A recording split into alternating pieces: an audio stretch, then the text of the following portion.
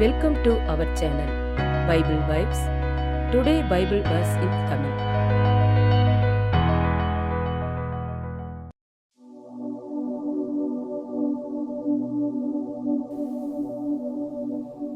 எசாயா 54வது அதிகாரம், வசனங்கள் 1 முதல் 10 வரை. பிள்ளை பெறாத மலடியே, மகிழ்ந்து பாடு.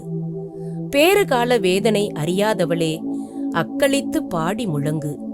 ஏனெனில் கைவிடப்பட்டவளின் பிள்ளைகள் கணவனோடு வாழ்பவளின் பிள்ளைகளை விட ஏராளமானவர்கள் என்கிறார் ஆண்டவர். உன் கூடாரத்தின் இடத்தை விரிவாக்கு. உன் குடியிருப்புகளின் தொங்கு திரைகளை பரப்பிவிடு. உன் கயிறுகளை தாராளமாய் நீட்டிவிடு. உன் முளைகளை உறுதிப்படுத்து. வலப்புறமும் இடப்புறமும் நீ விரிந்து பரவுவாய்.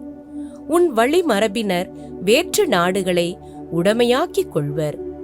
பாழடைந்து கிடக்கும் நகர்களிலும் அவர்கள் குடியேற்றப்படுவர். அஞ்சாதே, நீ அவமானத்திற்குள்ளாக மாட்டாய். வெட்கி நாணாதே, இனி நீ இழிவாக நடத்தப்பட மாட்டாய். உன் இளமையின் மானக்கேட்டை நீ மறந்து விடுவாய். உன் கைமையின் இழிநிலையை இனி நினைக்க மாட்டாய். ஏனெனில் உன்னை உருவாக்கியவரே உன் கணவர், படைகளின் ஆண்டவர் என்பது அவர்தம் பெயராம். இஸ்ரவேலின் தூயவரே உன் மீட்பர். உலக முழுமைக்கும் கடவுள் என அவர் அழைக்கப்படுகின்றார். ஏனெனில் கைவிடப்பட்டு மனமுடைந்து போன துணைவி போலும் தள்ளப்பட்ட இளம் மனைவி போலும் இருக்கும் உன் ஆண்டவர் அழைத்துள்ளார் என்கிறார் உன் கடவுள்.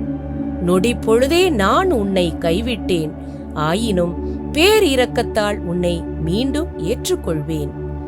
பொங்கி எழும் சீற்றத்தால் இமைப்பொழுதே என் முகத்தை உனக்கு மறைத்தேன், ஆயினும் என்றுமுள்ள பேரன்பால் உனக்கு இரக்கம் காட்டுவேன் என்கிறார் ஆண்டவர். எனக்கு இது நோவாவின் நாள்களில் நடந்தது போல் உள்ளது.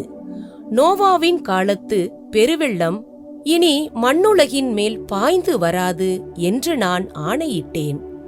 அவ்வாறே உன்மீதும் சீற்றம் அடைய மாட்டேன் என்றும் உன்னை கண்டிக்க மாட்டேன் என்றும் ஆணையிட்டு கூறியுள்ளேன். மலைகள் நிலை சாயினும் குன்றுகள் இடம் பெயரினும் உன்மீது நான் கொண்ட பேரன்போ நிலை சாயாது.